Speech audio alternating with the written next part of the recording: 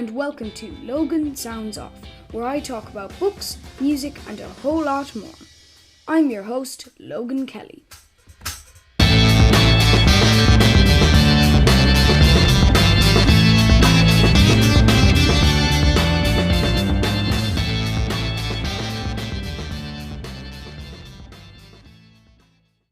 Hello and welcome to Logan Sounds Off. Today I am interviewing Pat Carty. Pat, how are you? I'm very good, Logan. Thanks for having me. How are you doing yourself? I'm brilliant, and the pleasure is all mine to have you on my podcast. I can't wait to start talking to you. And for those who don't know you, which is very little, Right. Could you tell us a little bit about yourself? Okay. I do some work as a journalist, and I go on the radio a bit. So as a journalist, I write for HotPress magazine, and in the last while I've been writing for the Business Post and the Sunday Times, and I've also been in the Independent and the Examiner and the Irish Times as well. And radio, I used to be on Dave Fanning's show a lot. Obviously, that's gone for the moment. I turn up on Arena. I turn up on RT Arena now and again, talking about books and music. And let me see what else. The Hard Shoulder on News Talk. I used to do Tom Dunn's show the odd time. A few other ones, and I have my own show on Dublin City FM, and that's about it, I think. So you've got a very broad, eclectic kind of parts of your career, and obviously you've got you've got a very large background of media and of journalism, and also of music and books. So you're very much into the arts and writing about the arts. So I wanted to ask, growing up, asking you, because I've grown up with different types of music. What type of music did you listen to, or what kind of songs did you listen to when you were growing up as a child?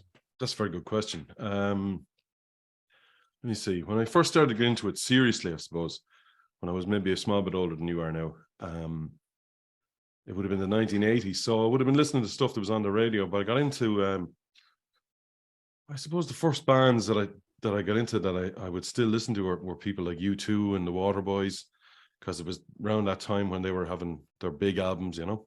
Yeah.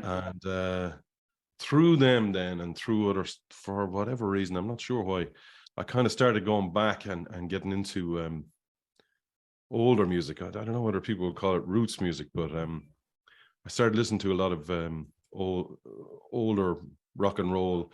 Fell in love with the Rolling Stones in a big way, and then they led me back to soul music and blues and gospel and country music, and a lot of reggae as well. But that was it. All happened bit by bit, you know, as it was going along. But that was the kind. I wasn't really crazy about an awful lot of stuff that I was hearing on the radio at the time. I wasn't.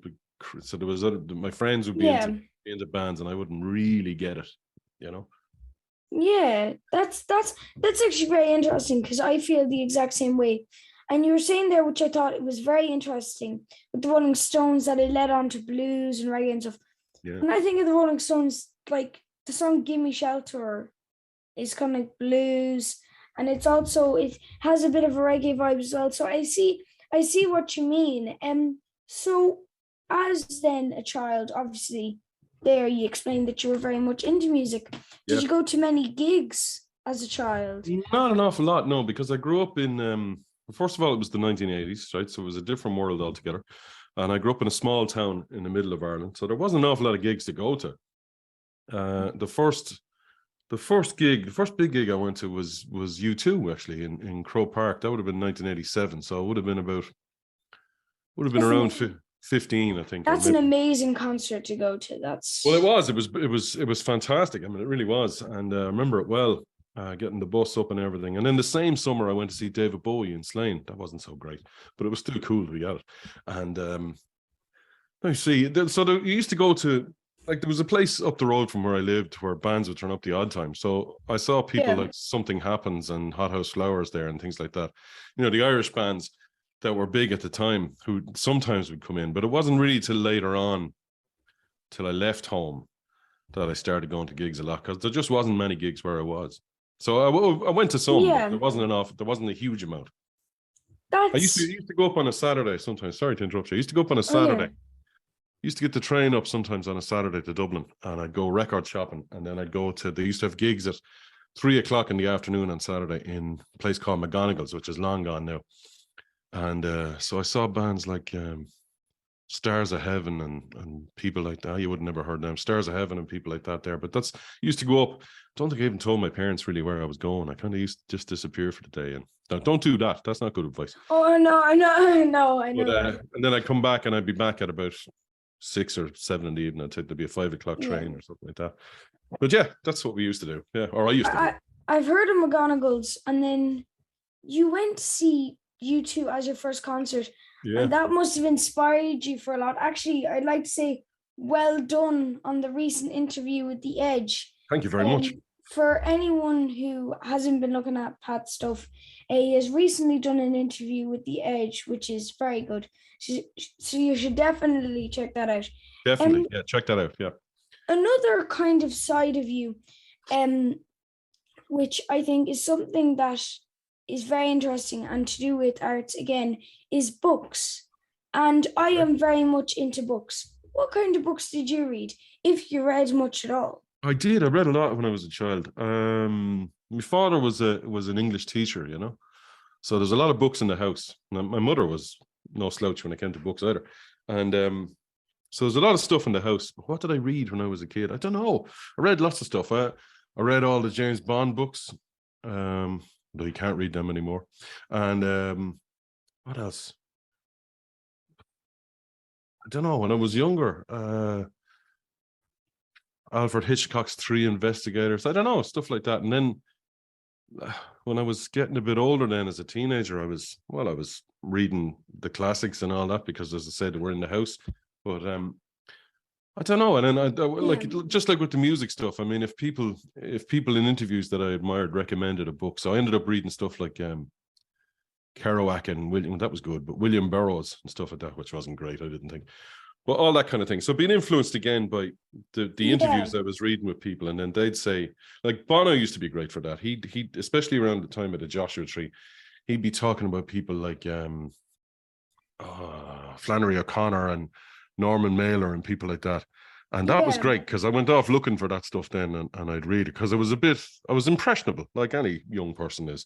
So I'd go off and read stuff like that. So that's how I get into a lot of that stuff. And then through him, then Norman Mailer and the New Journalism and Hunter Thompson, all that stuff. I read all that when I was young enough. Yeah, so you had a lot of different books that you read, like James Bond. That's like I haven't seen many of the movies, but everything that I've seen of James Bond is so cool. So that's definitely well. See, that's the thing. That's the thing at the moment, Logan. It's in the news at the moment. They're talking about that they might edit. Sorry, that's probably me. They're talking about they might edit some of the James Bond stuff because a lot of the books, and I was reviewing a book last year, the year before, which was Anthony Horowitz, and it was a James Bond book. You know, With the Mind to Kill, is that it? That's the one. That's the very one. I've seen that all over the place. That's really good, and but it takes place in between two of the original Bond books in the time frame in between them. So when I was reviewing it, I thought, well, maybe I should have a look at those books again, you know. And so I did. And some of the language in it and some of the racial attitudes and the sexual attitudes in it leave a bit to be desired, all right? That's fair enough. But so there's talk about them editing that. Now, I think that's a terrible idea. I don't think you should do that with anything. No. But I can see where they're coming from in one. I definitely see where they're coming from. But a book is a book is a book. You can't edit it. Censorship is wrong. Then again, sometimes if it was censored, I wouldn't be making a whole fuss about it. I'd see where they're coming from, so I wouldn't be really that annoyed because you could kind of see it coming. But well, you can always put if you don't like a book, I find if you don't like a book, you can always put it down. Exactly. That's something that taken me a long time to realize, that I'd always commit to a book For example, I'm making a big commitment with the Lord of the Rings at the moment. Oh, I didn't really like that. I actually I'm quite enjoying it. It's an odd. He's an odd author, J.R.R. Tolkien, but I used to read full books that I wouldn't really like. So eventually, I kind of said to myself, "Do you know what? I'm not going to read the rest of this." Yeah. And I got to read way better stuff, so I can see where you're coming from. So, well, I think that you can get to like that Lord of the Rings. I remember I tried that when I was a couple of years older than you, and this is a long time before there was any movies of it or anything like that. Oh yeah. I got to within about 100 pages of the end of it. So I got through whatever number of pages that is. That must be 6 or 7. I don't have a clue. I'd say 900. Yeah, I got to about 100 pages at the end of it, and I just went, you know what? I don't like this. And I just put it down. And I still haven't read the last 100 pages. So the last 100 pages, you can tell me when you finish it. They might be marvelous. But in the 37 years, 38 years since that happened, I still haven't read the last 100 Then pages. again, I've read like Harry Potter and the Deathly Hallows. I read one of them, yes. At the end, though, there's always like a war scene or something, and that can take up a movie or two. And I never like those kind of. Well, I went to see those Lord of the Rings movies. I thought they were good. I enjoyed them. Now, the Lord of the Rings movies is a whole different thing. They're brilliant. Good, yeah. But you've like made an astonishing amount of book reviews, and you've read a lot of books. As we were just discussing there. Well, so, they pay me money. They pay me money for it, you know. Well, so. I know that. So you get the enjoyment and the money. But this is where I wanted to ask, because obviously you were always into music and books, and that's grand. But you, as a child, I presume you didn't really think about journalism. So I wanted to ask, how did you get into journalism? Because it's something really that you don't plan a career for it, you kind of fall into it. A lot of people have said to me. Okay, well, two things. First of all, I'm not sure I really have a career, and you'll see why in a minute. But when I was a teenager and when I was in university, it was something I wanted to do, and I did a bit of writing for college papers and things like that. And but I didn't really pursue it. I tried to get into courses, you know. And I couldn't get into them. I did, like when I did the Leaving Cert, I didn't do a good enough Leaving Cert to get in. And then I tried to get into postgraduate ones and I couldn't get in, or for whatever reason. And so I kind of didn't pursue it and I didn't push it. And life just kept going and other things happened and all that. So I didn't run after it like I should have. And that was a big mistake. And I say to I have children now, I have teenage children now, and I say to them, just do what you want to do. Don't worry about anything else. Try and do what you want. And this is my advice as an old man I give to anyone. You can just as easily fail at what you want to do as fail at stuff you don't want to do. So you might as well try and do what you want. And that is probably one of the best kind of philosophical. Is that philosophical? God, that's an awkward word. Philosophical. Philosophical. God. No, well, I mean, I just think my pronunciation. It's easy for me to say that now. I didn't know that 30 years ago, and I should have done that. And so getting into it. Sorry, to answer the other part of your question. About just over 6 years ago, or a bit more, I was friends with I still am very close friends with a person called Roisin Dwyer, and at the time Roisin was the commissioning editor, which means the person who actually asked people to write stuff for HotPress. And we were pals. We were hanging around, and in 2016 was the year that David Bowie and Leonard Cohen and Prince and George Martin and all these people all died. Yeah, and Alan Rickman. Rickman, yeah. Tons of people died that year. Tons of people. Merle Haggard died the same year. Great country songwriter. But anyway, the thing was, because those people all meant so much to me, maybe not Alan Rickman, but the other people meant so much to me, I wrote some stuff about them on Facebook. So I wrote some stuff about them and about things that happened to me with their music. Hard to explain. But anyway, I wrote these things, and Roisin had read them. Excuse me. And one of them was in the journal.ie as well, the thing about George Martin, and she'd read that as well. So she said to me one time, listen, you should try and write for us for HotPress, you know. And I was trying to be cool, you know, not go, yeah. I was trying to play it cool, you know, which was stupid. Casual, yeah. Yeah, I was trying to be casual. Excuse me for wiping my nose. But yeah, she said, why don't you try? And I said, yeah, okay. So what I did was, so she said, do a few things, which were basically the things I'd done already, and give them in. And she gave them to Niall Stokes, who's the owner of HotPress and the editor. And he must have seen something he thought was okay. He said, well, okay, let him start off with a few album reviews. And that's what happened. So the first one was in February of 2017. Excuse me. So that was the first thing I did. So I wasn't doing it before that at all for anybody. So I don't have any, and this is a bad thing, I don't have any training in it. I don't have anything like that. I don't have any qualifications as a journalist. I don't have any experience before that. Do not say that's a bad thing. That's, well, I don't know. Excuse me. That's one of the greatest. Oh, sorry. You're all right. Just blow me nose. Keep talking. Okay. Like, that's one of the greatest things ever, because that means it comes naturally. Well, I don't know about that. I mean, that means you're on HotPress. Don't be so hard on yourself.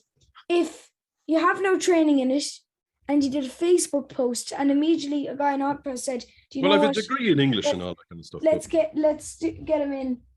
That's just natural, and it shows that you put in the hard work. So I definitely wouldn't say that you having no kind of courses on it bad, because I've worked very hard in the last 6 years. Exactly, you've obviously put some serious work into it. So it's not. It's not really. It's work, but it's also something I like doing. You know what I mean? And that's a big. Yeah, that's a big part of it. It's not bad quality of work. It's brilliant quality. Like, I've read some of your stuff and it's brilliant, but it really is. You have experience in it now, so you've definitely got a good idea of what you're doing. Especially now that you were immediately, like you said, about George Martin and stuff, and you had to start doing album reviews, and then eventually as well book reviews. And I wanted to ask you, how do you what's the difference between doing an album review and a book review for you? Because I'd say other reviewers might find there's no differences. Other reviewers might have tons of differences because of the way they review. So I'd like to ask you, what are your differences and quirks between the two? That's a really good question. Okay, well, albums don't have a plot, first of all. They don't have characters, you know, they don't have that's a very good start to that, actually. Yeah. Well, like, music is like, writing about music is it's actually tricky enough, because you know, trying to describe music is kind of silly, really, when you think about it, because it's there. Just go and listen to it, you know. So having some fella or some woman tell you, oh, well, I heard this and that, like, it doesn't, because, like, you might listen to a record and hear it in a totally different way than I would, you know. But then that's the same with a book, I suppose, as well. You know, you might enjoy a book like, I finished a review just before I was talking to you, and I won't tell you what it was, but it was terrible. The book was awful, you know. Really? Oh, Janie, it was terrible. It was really bad. And I sent it in to an editor there, and they might send it back to me and say the review was too negative. I don't know, because it just was very bad. Do you know, if they bring it back, it's too negative, then that's not a proper book review? No. That's not necessarily the case, because editors do that because they don't think the review is well written enough, and they might be right. Sometimes, true. That's true. That's their job, you know. And so that was, and then like that was bad. But then a review went up yesterday for Margaret Atwood's latest collection. Margaret Atwood is the person who wrote that TV series. What's it called? Handmaid's Tale. It's probably a bit old for you, probably a bit age restricted for you. But it's she's a great writer. She's really, really good. And this short story collection is fantastic, right? And it's great. And it was a joy to read it. And you just thought, this is brilliant, and that's great, and what she did there. And there's a thing about, you know, her husband passed away a few years ago, so a few of the stories are about that. And it's really well written. So you just see the differences between the two. And and this other one that I was talking about is just poor. Reviewing albums then is like sometimes you get to review albums and they're just bad, they're just Yeah. bad. And especially when you're doing Irish ones, Irish ones are just as capable of being bad as anyone else's. And you can't really take it easy on them, because was it George Byrne, who's this journalist from years ago, who's passed away now, and he said, I think something like, listen, once you release an album, you're competing with Radiohead, so you got to expect to be treated in the same way. And so they are. Sorry, I'm not answering your question really. They are different. You definitely are. You're just answering it intricately. No, I don't know. I don't know what the short answer is. They are different. There is no short answer. Well, hold on. Then I'm not doing my job properly. There should be. That's what editors give out to me about. Where's the short answer, Pat? Let me see. They're different things. Music makes you feel in a different way. Music should be about the heart and the soul, right? You shouldn't really have to think too much about music. I think when you have to think too much about music, it's not very good, because you're not feeling it properly. Yeah, definitely. Whereas books, you can certainly feel emotions from books, but you have to think about what's going on. Oh, very much so, yeah. Yeah, so maybe you do book reviews more up here, and you do music reviews more here, or wherever my heart should be. Here, yeah. There's a short answer for you. That's a very good short answer, and you've explained a lot there for that answer. And I just want to say, if there's any musicians listening, there's a good album title for you, Heart and Soul. Such a simple album title. But I just think that's very interesting, because music, the thing is, music comes from the heart, and the text in a book comes from the heart. So you should treat it with your heart. So that is very much something that you need to take into consideration as a reviewer, and you definitely do that. Well, you have to, sorry to interrupt you. When you're reviewing, I think the important thing is, or one of the important things is, and I'm no expert, but you have to put yourself into it, right? You can't be trying to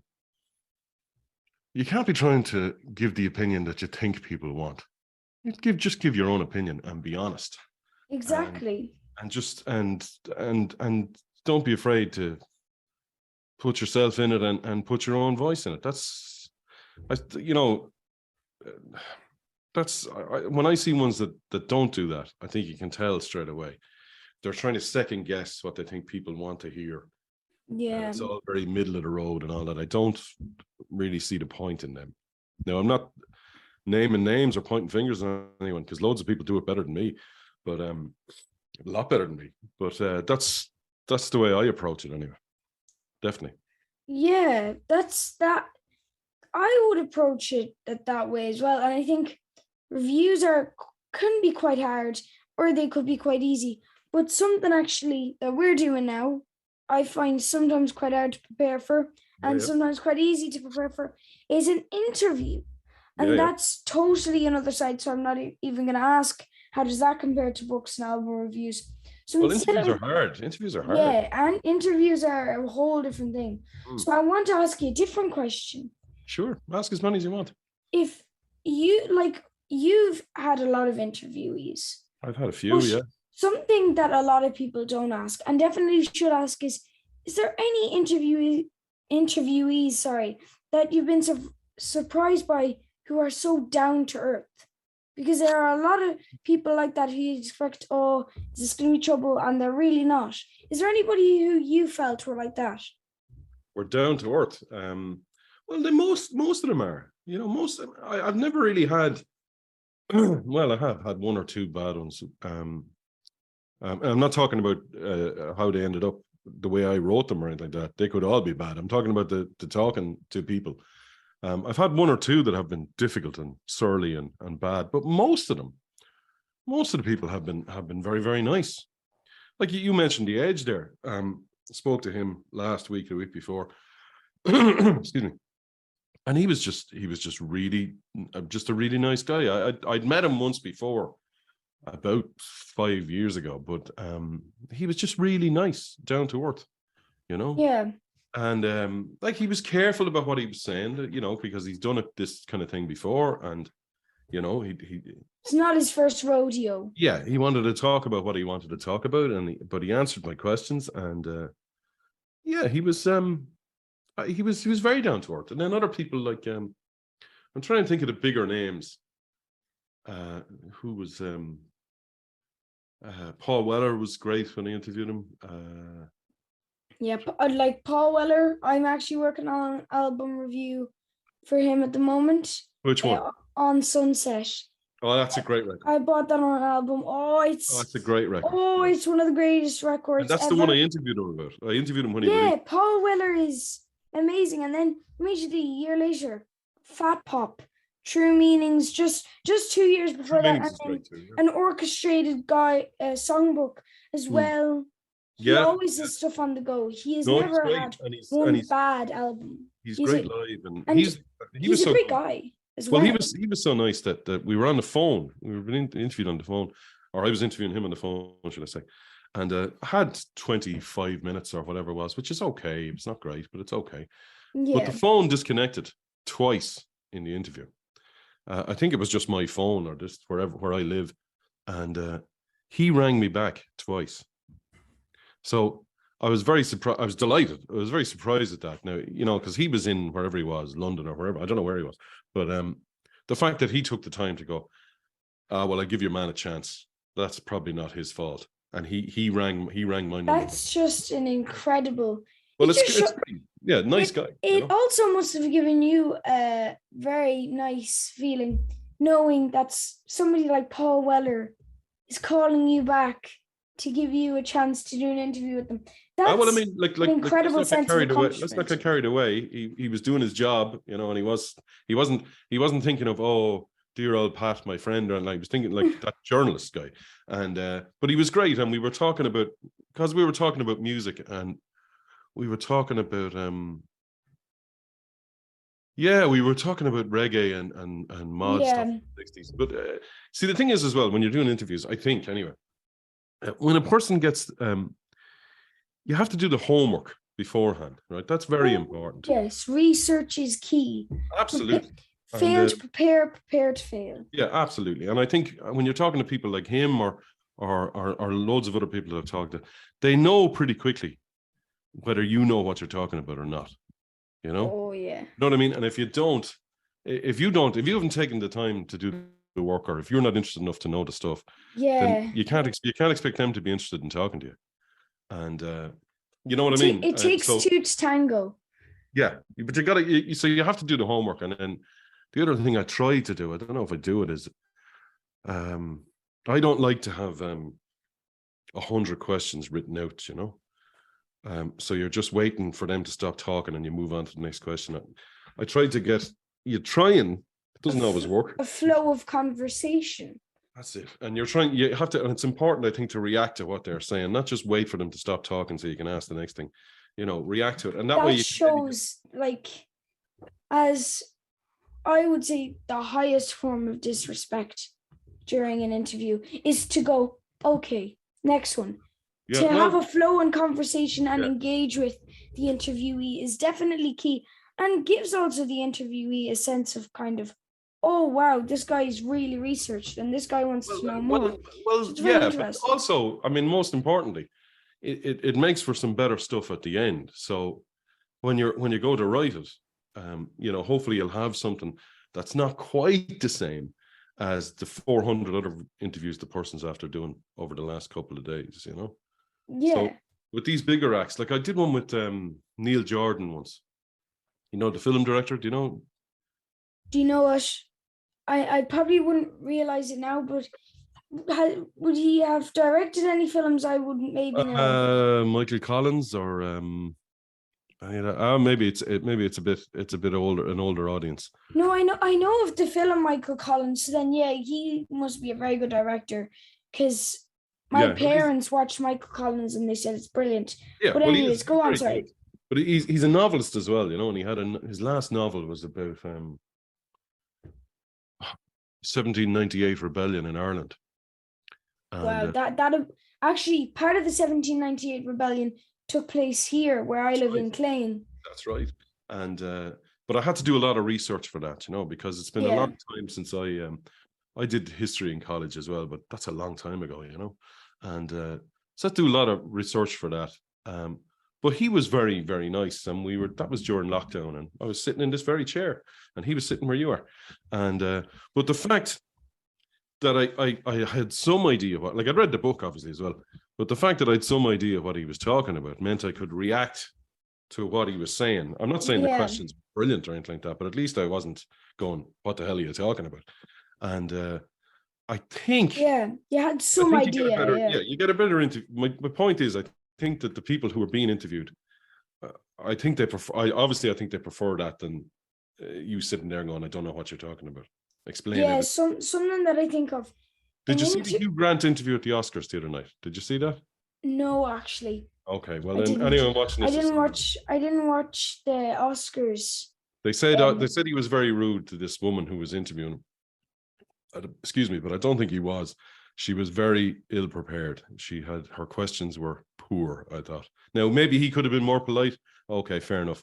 But I think in that situation, it just proves what I'm saying. You have to. It was Dave Fanning who told me that. Dave Fanning said, "Look, you got to do the homework, or you can forget it. There's no point." Well, like, if anyone was to tell me to do that, it would be Dave Fanning, because he is the original. Absolutely. He is the original Irish interviewer, and you have interviewed some seriously big names as well. So you obviously know that, but something as well that you might encounter not only is doing the homework, but is your nerves before an interview. Has there anybody you've been very nervous to interview as well? Well, you get a bit angsty in front of in before them all, really. When I was starting off, the first ones I was doing, like, obviously, because I really didn't know what I was doing, and whatever about now, I certainly didn't then. But you do. I mean, even that one with the Edge there a couple of weeks ago, like, you're going, all right, well, you're thinking about it. This is the hour before it, say, right? And you're thinking about it, right? You have some idea what you're going to ask, what you're going to talk about. You've done some research, you've looked into what's going on, all that kind of thing. Yeah. And then you're thinking, and then with someone like that, you're thinking, wow, that's the guy I went to see when I was 15 in Croke Park. Yeah, that's another feeling that you go. Yeah, that's I presume you'd feel a bit then more relaxed around him, because I saw him in concert.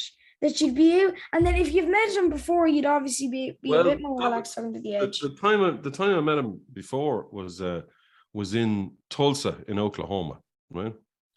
And this, I don't mean to be dropping names here, but I was out in Tulsa covering the opening night of U2's last tour. So, and it was one of the first big things I ever did, and we're having dinner in this restaurant, and then the PR people said, right, well, what's going to happen is when dinner is finished, Adam Clayton and the Edge are going to come in for about 20 minutes, half an hour, and they're going to talk to everybody and maybe have a drink, and then they're going to head off, because their concert was the next day, so they were working. So I was kind of sitting there, and then the door opens and the two men walk in, and just for about 2 seconds I sat there and went, Janie Mac, that's Adam Clayton and the Edge, Yeah. So I kind of sat there, and then they have a bit of an effect when they walk into the room, don't they? And then I said, right, well, you have a job to do. Come on, do the job. And so went and talked to him, and it was the same thing. So you still, I don't know if nerves is nerves, I suppose, is the right word. Anxiety is another one. You just want it to be good. It's not so much getting the person to like you, because that's not really what it's about, but getting the person to kind of maybe trust you for 40 minutes or whatever, so they'll actually talk to you and maybe say something. Yeah, that they'll open up, because that's something that an interviewer's main goal is to help the interviewee open up and tell them all about different things that is very interesting about their life. And obviously, now that you've been talking to the Edge and Paul Weller, and I'm sure there are plenty of other big ones. Elvis Costello, like there you go, Elvis Costello. Some really massive, interesting lots of authors, Yeah, you know a lot about this area. So I want to ask, Sure. if you were to give a tip on reviewing or interviewing, what would it be?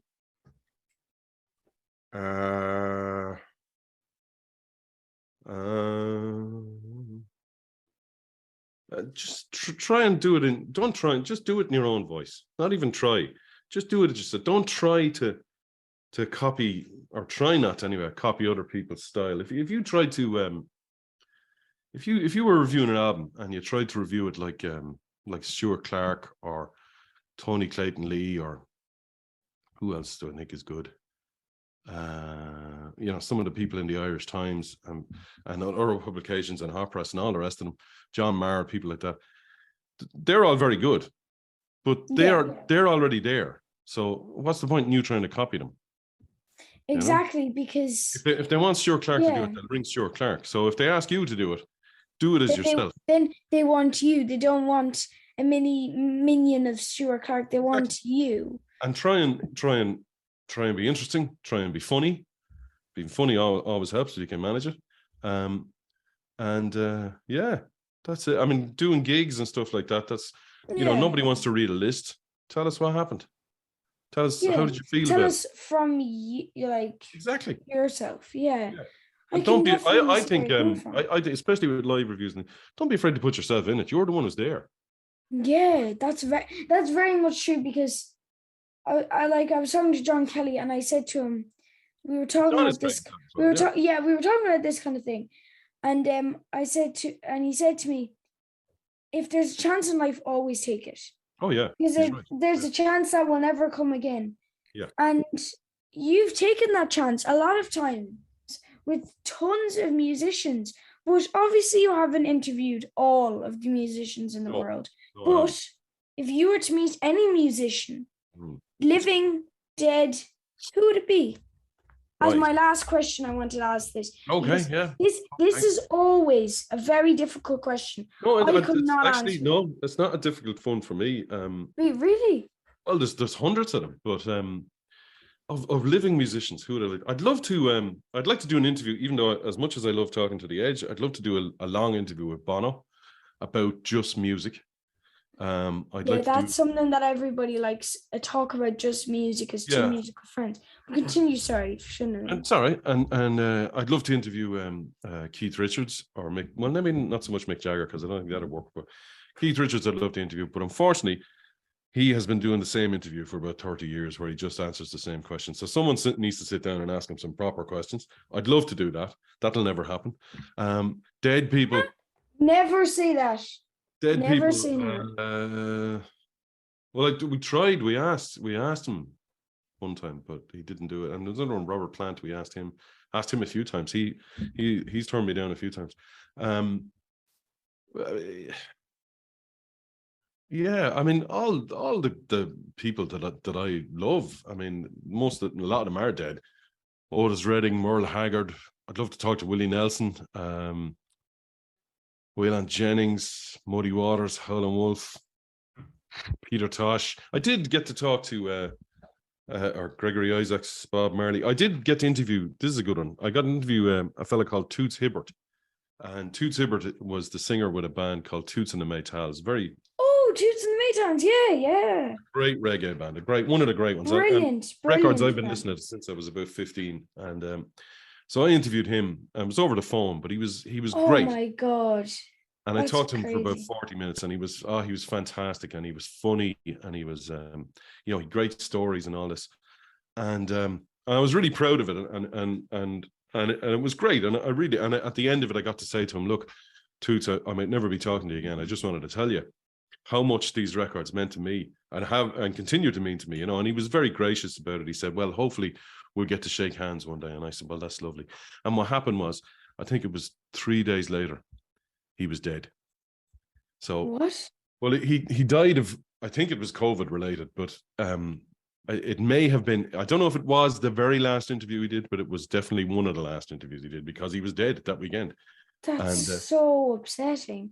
Well, it was, but I mean, the thing was, I'm so glad, I was doing a job and I had to write it up and all that. But the fact that I got to sit and talk with him for 40 minutes, this guy whose records I've been listening to since I was a kid, and I still have them, loads of his records. I love Toots and the Maytals. And so stuff like that, like that's a real privilege, And and it was great. And the fact that this guy that you've been listening to for years turned out to be, when you were talking to him, a really nice guy and really funny and interested. And, and so that was fantastic. So getting to do that, that's why I do it. Sure. Why that's the meaning. Yeah. Who wouldn't want to do that? That is a great way to end off with Toots and the Maytals. I thought I would never hear that on this interview. But wow, such a brilliant guy. He was fantastic. He's got like some really. I interviewed Chris Blackwell, who's the head of Highland Records, famous guy. Oh, wow. With you too. And I said that we were talking away about something, and he mentioned Toots Hibbert, and I said, "Oh, I interviewed him," and he said, "When?" And I told him when. He said, "Oh, that was just before he died." And I said, "Yeah." And so all Chris Blackwell wanted to talk to me about then for about 10 minutes was, "Oh, what did he say? What did he say? What did he say about this? What did he say about this?" So when that kind of thing happens, it's just imagine like talking to Chris about Toots and the Maytals. Yeah, there you go. And before they died, that like that. Well, he Toots died.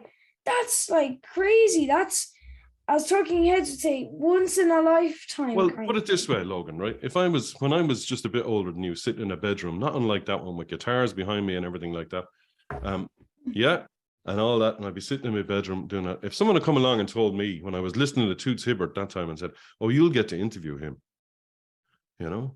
and you'll get to interview him, and someone will give you some money for it, not an awful lot now, but some money for it," I would have gone like, so why wouldn't I do this?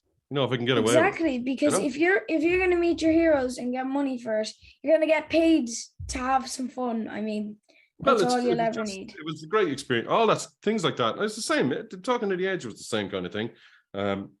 Excuse me. And various other people. Steve Van Zandt is another one that was really good. It's just, sure, it's great. Yeah, of course it is. People say, "Oh, you must have enjoyed that." Of course I enjoyed it, And even if they turned around and they were awful people, I mean, you still get a kick out of it. I had a great time interviewing Bob Geldof one night. Bob Geldof in his hotel room, we had a great laugh one night, Stuff like that is, sure, it's brilliant. There's nothing better than a good laugh. So I see. Well, I mean, it's just that you get to meet these. It's a privilege. It's great. Yeah. It really is. John is exactly right.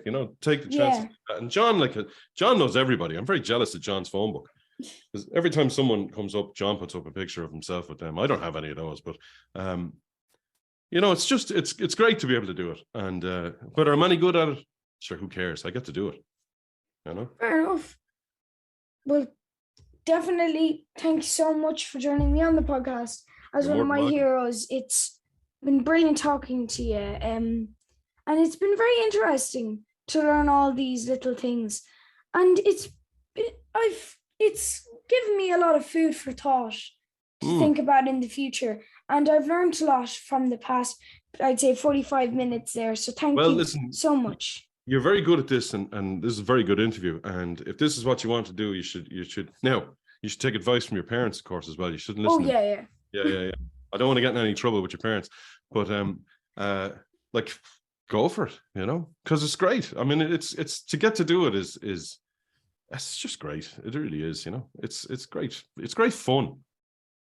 Yeah, that's so true. Well, just thank you so much. I can't put it into words nearly, but thank you so much for joining me. I can't wait to read all the new articles that you're going to be writing soon on your brilliant. I'm glad somebody's reading them. They're brilliant. They're brilliant. You really have to stop being so hard on yourself.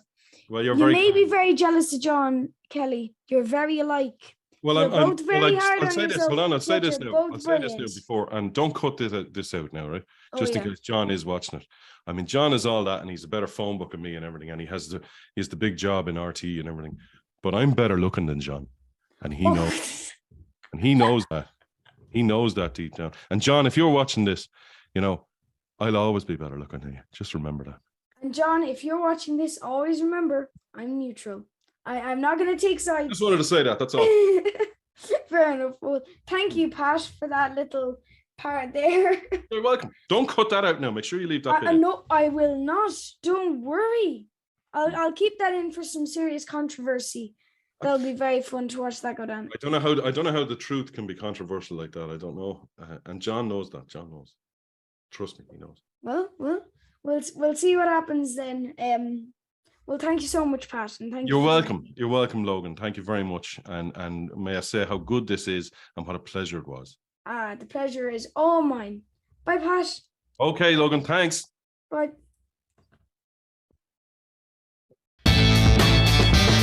I hope you enjoyed listening to this episode of Logan Sounds Off.